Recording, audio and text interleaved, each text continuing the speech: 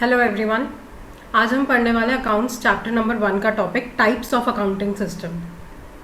देखो बच्चों, दो तरह के अकाउंटिंग सिस्टम होते हैं, एक होता है डबल एंट्री सिस्टम और एक होता है single entry system.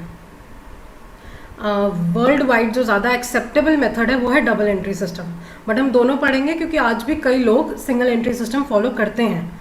Although more scientific approach, more practical approach, more reliable, जिस पे ज़्यादा भरोसा कर सकते हैं, जो ज़्यादा कॉन्सेप्चुअल बेस्ड है, जिसके पीछे लॉजिक्स हैं बहुत अच्छे, वो है double entry system. Single entry system थोड़ा सा इनकम्प्लीट वे है ऑफ रिकॉर्डिंग अकाउंट्स। पढ़ना स्टार्ट करते हैं। डबल एंट्री सिस्टम में क्या होता है, स्क्रीन पे पढ़ो मेरे साथ। कह रहे every transaction has two aspects, debit and credit. देखो बच्चों, जब भी कोई भी ट्रांजैक्शन होगी, ट्रांजैक्शन क्या होता है हमने पढ़ा था, कोई भी फाइनेंशियल इवेंट जिसमें मनी इन्वॉल्व होती है, जब भी कोई ट्रांजैक्शन होगी ना उसमें दो एस्पेक्ट्स होंगे। जैसे कहते हैं ना, कुछ पाने के लिए कुछ खोना पड़ता है। आप कोई चीज़ रिसीव करोगे ना तो बदले में आपको कुछ ना कुछ देना ज़रूर पड़ेगा। फॉर एग्जाम्पल, ए ने बी को गुड्स सप्लाई करे तो इसको बदले में या तो कैश देना पड़ेगा इमीडिएटली, या हो सकता है कैश ना देके एक प्रॉमिस दे दे कि आई पे यू लेटर, आई पे यू आफ्टर 2 months। मतलब उसने जिसको कहते हैं क्रेडिट पे सामान ले लिया। कभी भी कोई भी ट्रांजैक्शन सिंगल साइडेड नहीं होगी अकाउंट्स में। जब भी हम उसे रिकॉर्ड करेंगे उसके दो एस्पेक्ट्स रिकॉर्ड करेंगे, एक रिसीविंग एंड और एक गिविंग एंड। क्या आ रहा है और क्या जा रहा है। गुड्स जा रहे हैं, कैश आ रहा है। इसको बोलते हैं डबल एंट्री सिस्टम। डेफिनेशन पढ़ो।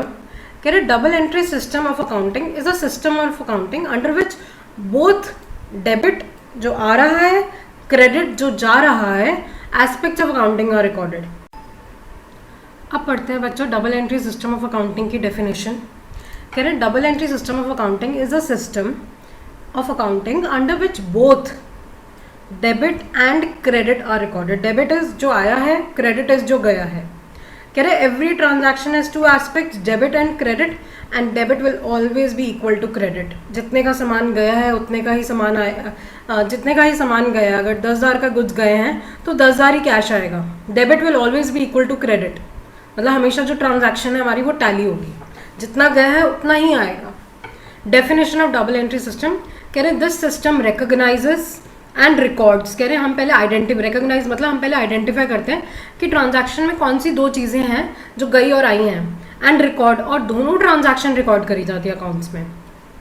कह रहे हैं this double entry system is a scientific approach. Scientific मतलब it is based on certain principles.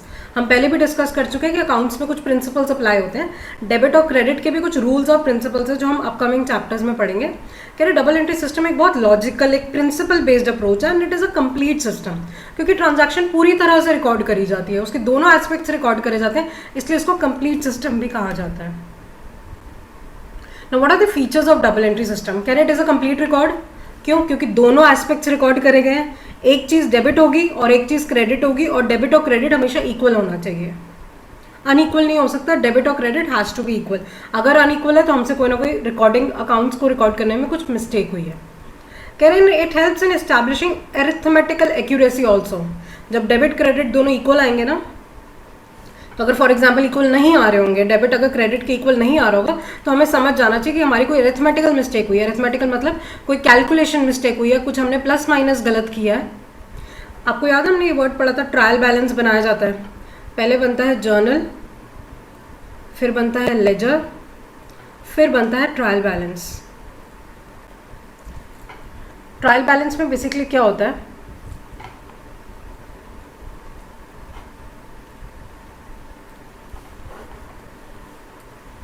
Debit और क्रेडिट्स रिकॉर्ड करे जाते हैं। कौन कौन सी चीज़ें आई हैं, डेबिट इज रिसीविंग, कौन कौन सी चीज़ें गई हैं, तो ये हमेशा इक्वल होना चाहिए। ट्रायल बैलेंस का debit column will be equal to credit column. तो कह रहे हैं जब दोनों एस्पेक्ट्स रिकॉर्ड करे जाते हैं ना, तो हमें कैलकुलेशन में भी करने में हेल्प मिल जाती है। हमें इजीली पता चल जाता है कि हमसे कोई मिस्टेक तो नहीं हुई है रिकॉर्ड करते समय। अब पढ़ते हैं what are the advantages of double entry system. मैंने बताया था ना double entry system world wide acceptable है, तो कुछ ना कुछ इसके फायदे होंगे, तभी हर कोई इसको एक्सेप्ट कर रखा है। पहले कह रहे हैं साइंटिफिक सिस्टम है। साइंटिफिक सिस्टम में आप क्या कहोगे, it is based on accounting principles, इसके अपने सेपरेट रूल्स एंड रेगुलेशंस हैं जिसको फॉलो करते हुए अकाउंट्स रिकॉर्ड करे जाते हैं। तो हैफ एसेट जो मन में आए वैसे नहीं रिकॉर्ड करा जाता, इसका एक प्रॉपर वे होता है रिकॉर्ड करने का। कंप्लीट रिकॉर्ड ऑफ ट्रांजैक्शंस आपको मिलेगा बुक्स में, पूरी ट्रांजैक्शन A to Z आपको मिलेगी, डेबिट क्या हुआ है, क्रेडिट क्या हुआ है, एरिथमेटिकल एक्यूरेसी भी चेक हो जाएगी क्योंकि डेबिट क्रेडिट के कॉलम इक्वल आएंगे तो हमारी कैलकुलेशंस भी चेक हो जाएंगी। डिटर्मिनिंग प्रॉफिट और लॉस, देखो ट्रायल बैलेंस जब सही से बनेगा, जब डेबिट क्रेडिट्स मैच होंगे, उसी के बाद तो बनता है ट्रेडिंग और P&L अकाउंट। और ट्रेडिंग और P&L अकाउंट से हमें क्या मिलता है बच्चों? मैम ट्रेडिंग अकाउंट से हमें मिलता है ग्रॉस प्रॉफिट, ग्रॉस लॉस, और P&L अकाउंट से हमें मिलता है नेट प्रॉफिट और नेट लॉस। तो बच्चों अगर ट्रायल बैलेंस ही नहीं बना तो प्रॉफिट कहाँ से आएगा? तो कह रहे हैं क्योंकि एरिथमेटिकल एक्यूरेसी भी सही है, डेबिट क्रेडिट दोनों साइड रिकॉर्ड हुई हैं, तो प्रॉफिट और लॉस भी हम कैलकुलेट कर पाते हैं। उसके बाद कह रहे हैं knowledge of financial position. Financial position का मतलब क्या होता है? एसेट्स और लाइबिलिटीज़। वो हमें किससे पता चलती है? मैम ट्रेडिंग और P&L के बाद बनती है बैलेंस शीट। तो अगर ट्रायल बैलेंस बना हुआ होगा तो प्रॉफिट भी पता चल जाएगा और एसेट्स और लाइबिलिटीज़ की पोजीशन भी पता चल जाएगी। अगला कह रहे हैं कंपैरेटिव स्टडी पॉसिबल हो पाती है। हम पिछले ईयर के प्रॉफिट्स को इस ईयर के प्रॉफिट्स या पिछले साल के एसेट्स को इस साल के एसेट्स के साथ कंपेयर कर सकते हैं। इट हेल्प्स मैनेजमेंट, बच्चों जहाँ भी वर्ड मैनेजमेंट आएगा वहाँ एक वर्ड जरूर आएगा डिसीजन मेकिंग। कह रहे हैं मैनेजमेंट को जब प्रॉपर कंप्लीट रिकॉर्ड्स मिलेंगे ना with balance sheet, with trading and P&L account, तो वो इजीली प्रॉपरली फ्यूचर के लिए डिसीजंस ले पाएगी for the favour of the company.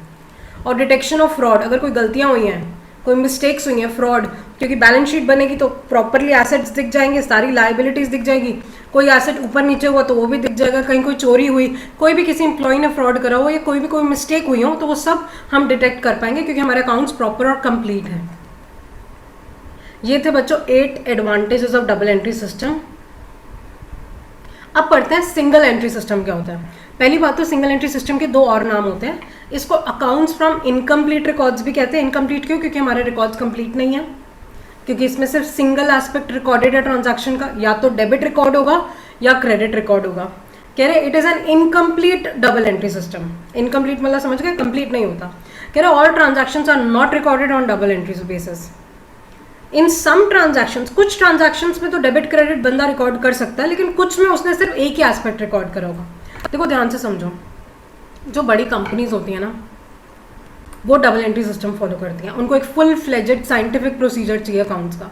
लेकिन जो स्मॉल स्केल वेंडर्स होते हैं ना, जैसे आइसक्रीम सेलर हो गया, फ्रूट वेंडर हो गया, जो रोड साइड पे सेल कर रहे हैं सामान, वो लोग प्रॉपर अकाउंट्स मेंटेन करना अफोर्ड नहीं कर सकते क्योंकि एक्सपेंसिव है। डबल एंट्री सिस्टम का एक नेगेटिव पॉइंट है, it is expensive, it is time consuming, it is resource consuming. हमें अकाउंटेंट भी हायर करना पड़ेगा, सारे बिल्स रिसीट्स हर समय हमें प्रॉपर रिकॉर्ड्स मेंटेन करने पड़ेंगे, तो भैया मेहनत तो लगेगी। सिंगल एंट्री सिस्टम में ये लोग पता क्या करते हैं, बहुत सिंपल सा अपना रिकॉर्ड करते हैं, कितना पैसा आया बस वो रिकॉर्ड करेंगे, इतना इतना पैसा यहाँ से आज बिक्री हुई है, ये आया। ये नहीं पता कि क्या क्या बिका है, कि चौक बार बिकी है या पिस्ता कुल्फी बिकी है, कौन सी आइसक्रीम बिकी है, इससे उनको मतलब नहीं है। सिर्फ ये देख रहे हैं कौन सा कैश आया है, कहाँ कैश गया है, स्टॉक खरीदा है, बस सामान खरीदा है, इतनी बात खत्म है। मतलब इसमें इनकम्प्लीट रिकॉर्ड होती है, प्रॉपर रिकॉर्ड आपको नहीं मिलेगा कि कहाँ से कैश आया। ये इनको सिर्फ कैश से मतलब होता है। एंड में क्या करते हैं, अपना प्लस माइनस देख लेते हैं, कहाँ कहाँ गया, कहाँ से आया, बस नेट अपना प्रॉफिट कैलकुलेट कर लेते हैं। इनको अपने प्रॉफिट से मतलब है। कह रहे हैं ओनली पर्सनल अकाउंट, पर्सनल मतलब खुद का अकाउंट मेंटेन कर लेते हैं कि मैंने कितना इन्वेस्ट करा इस बिजनेस में और मुझे इस बिजनेस ने कितना दिया है, और कैश अकाउंट मेंटेन कर लेते हैं बस। सिंगल एंट्री सिस्टम 11th के अकाउंट्स का सबसे लास्ट चैप्टर है। हमें पूरी बुक में तो डबल एंट्री सिस्टम ही पढ़ना है जो वर्ल्ड वाइड एक्सेप्टेबल है। कह रहे accounts maintain under this system. This system मतलब ये जो सिंगल एंट्री का सिस्टम है, इसमें अकाउंट्स इनकम्प्लीट होते हैं, अनसिस्टमैटिक होते हैं, कोई रूल्स एंड रेगुलेशंस नहीं है, and these are not reliable, trustworthy नहीं है क्योंकि इनकम्प्लीट ट्रांजैक्शंस हैं, हो सकता है कोई एरर हो गया हो, फ्रॉड हो गया हो। कह रहे हैं since all the transactions are not recorded it is not possible to prepare a trial balance. क्योंकि बच्चों ट्रायल बैलेंस में तो दो कॉलम होते हैं, डेबिट का भी और क्रेडिट का भी। कभी डेबिट है, कभी क्रेडिट है, कभी क्रेडिट है, कभी डेबिट है, इस वजह से ट्रायल बैलेंस नहीं बन सकता। और ट्रायल बैलेंस नहीं बन सकता तो बच्चों बताओ और क्या नहीं बन सकता। मैम ट्रेडिंग अकाउंट भी नहीं बन पाएगा, P&L अकाउंट भी नहीं बन पाएगा, और बैलेंस शीट भी नहीं बन पाएगी। मतलब ना तो प्रॉफिट लॉस हम इजीली जज कर पाएंगे और ना ही हम अपने एसेट्स और लायबिलिटीज की पोजीशन जज कर पाएंगे। और ये होता है हमारा आखिरी टॉपिक चैप्टर नंबर 1 का कंप्लीट। अगर आपने आज पहली बार मेरी यूट्यूब वीडियो देखी है तो इससे प्रीवियस मैंने सारे टॉपिक्स ऑलरेडी अपलोड कर रखे हैं, आप मेरे चैनल पे जाके वो सारे वीडियोस भी व्यू कर सकते हैं। ठीक है, थैंक यू।